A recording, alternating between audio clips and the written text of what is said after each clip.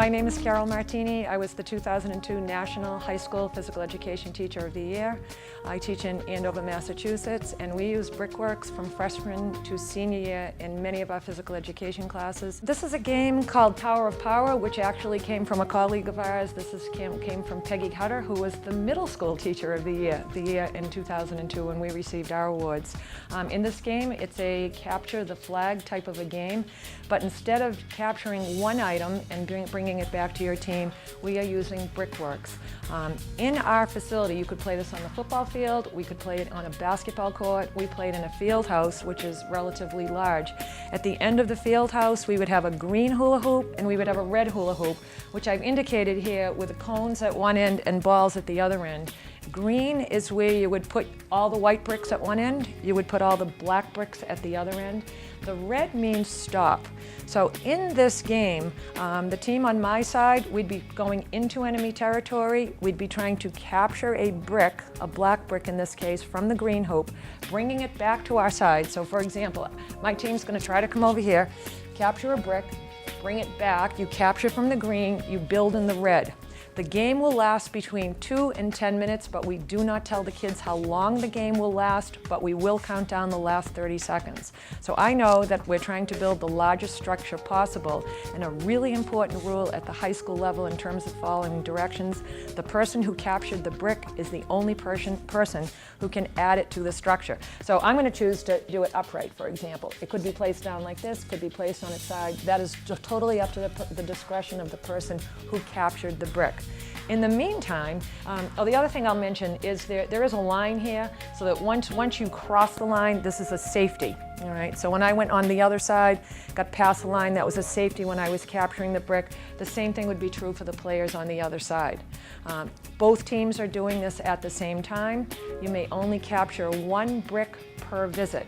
Now, obviously, while this is going on, you have the opportunity to play defense, which is a strategy that is included in high school lessons. So, for example, now, when Nancy is trying to come over to this side and capture a brick, she's going to capture. I might be busy playing defense. I might be trying to capture a brick of my own. She's going to begin to build her structure.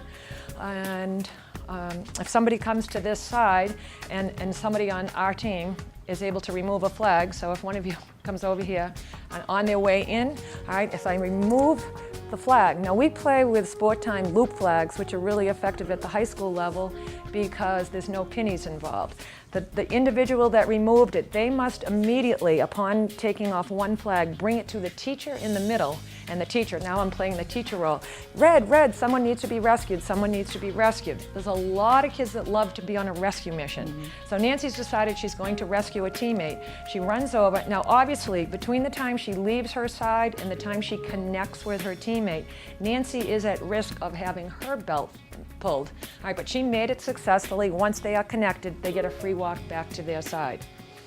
All right, now again, there'll be multiple people playing, the structures will be getting larger. The one other thing that could possibly happen is a person could go over to their side, capture a brick, and on their way back have their belt removed. All right, in that case, the person that removed the belt takes the brick and the flag to the middle. The brick goes into the middle, it's now out of play.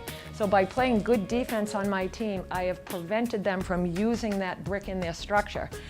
Now again, red, somebody needs to be rescued, someone needs to be rescued, and Nancy is now going to be rescued and they get a free walk back. An important point to make is we hate to say this, but we want the kids to be single dimensional. In other words, I could not stand back here and pull a flag, pull a flag, pull a flag, pull a flag, and come to the teacher with 4 flags. Once I pull one flag, I must immediately bring it to the teacher.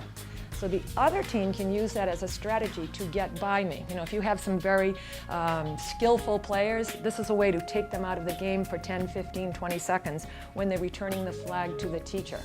All right, so the only time they could possibly have 2 flags in their possession is if someone was going on a rescue mission. So for example, if Nancy was going to rescue someone, all right, she would not only would have, if Nancy was going on a rescue mission, in other words, I said, someone needs to be saved, someone needs to be saved. Nancy would have her flag. She would have the flag she's going to rescue with. And now when she comes over to my side, if I now capture Nancy, all right, this would be the only time a defender could have 2 flags in their possession.